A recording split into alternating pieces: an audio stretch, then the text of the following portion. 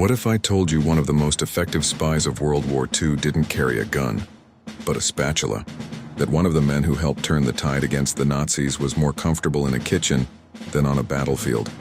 That his weapons were not bullets or bombs, but baguettes, wine bottles, and delicate pastries? This is the story of André Rousseau, the world-class chef who ran one of the finest restaurants in Nazi-occupied France, and risked everything by serving not just meals, but secrets. A man who cooked for generals and dined with traitors while secretly passing coded messages, hiding weapons and helping prisoners escape, all from behind the scenes of his elite kitchen. In a time when trust was deadly and every bite could be your last, André walked a knife's edge between flavor and fate. This isn't just a war story.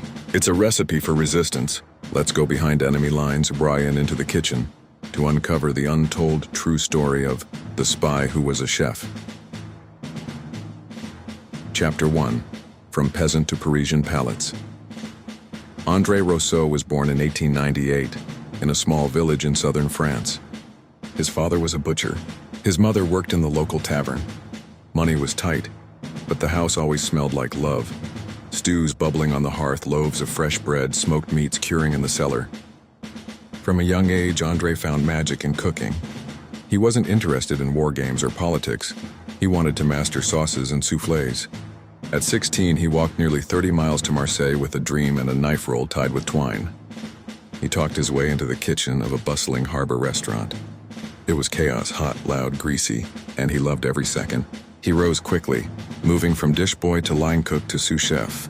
By 21, he was cooking in Paris, the culinary capital of the world, under famed chefs at Michelin-starred restaurants.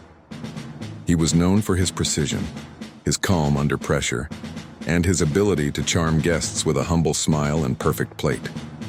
But as the 1930s rolled in, storm clouds began gathering over Europe. And soon, André's kitchen would become a battlefield. Chapter 2. Occupied. When Nazi Germany invaded France in 1940, André was 42. By then he owned a bistro in Paris, Le Coq Bleu, popular among locals and known for its rustic charm and heavenly food. But everything changed overnight. German officers began strolling into the restaurant. At first it was just curiosity, then it became routine.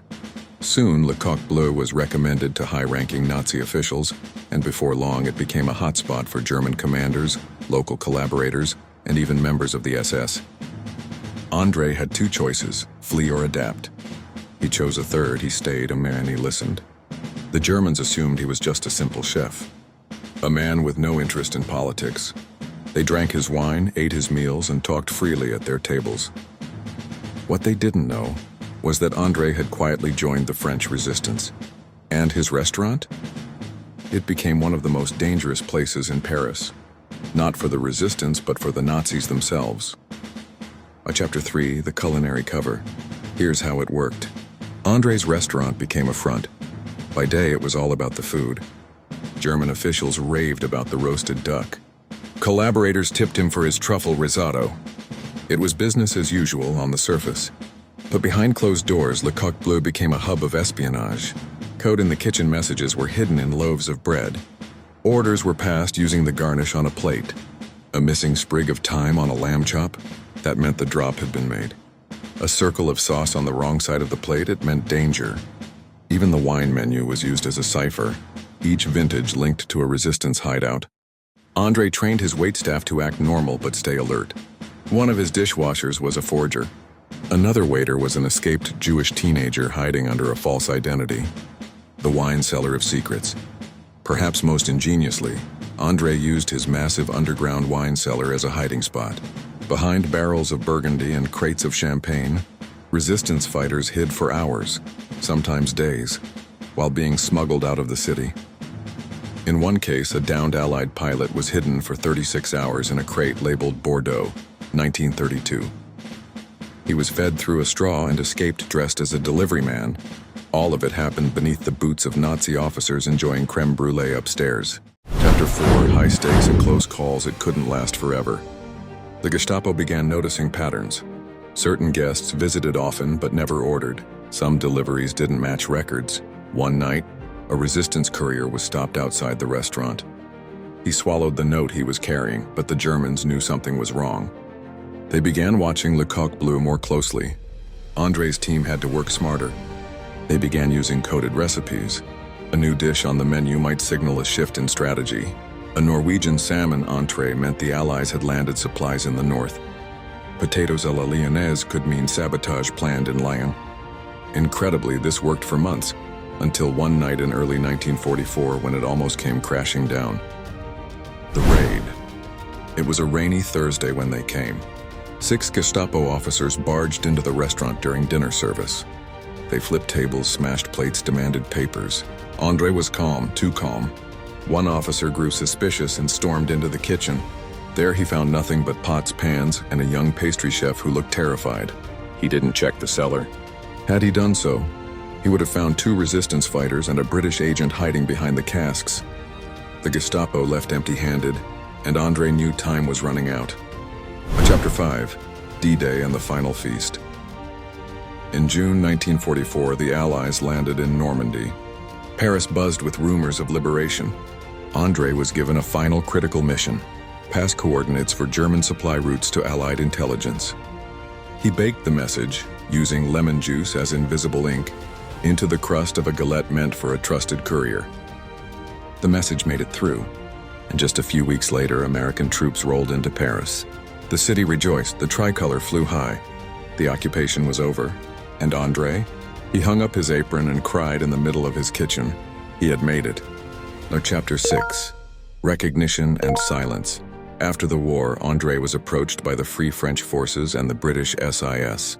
He was offered medals, honors, fame, but he refused. He said, "The food must speak louder than I ever will." Still, word of his efforts eventually leaked. A journalist pieced together his story in the 1950s, and André became a quiet hero, a man who fought tyranny with spice and courage. He reopened Le Coq Bleu, this time for everyone.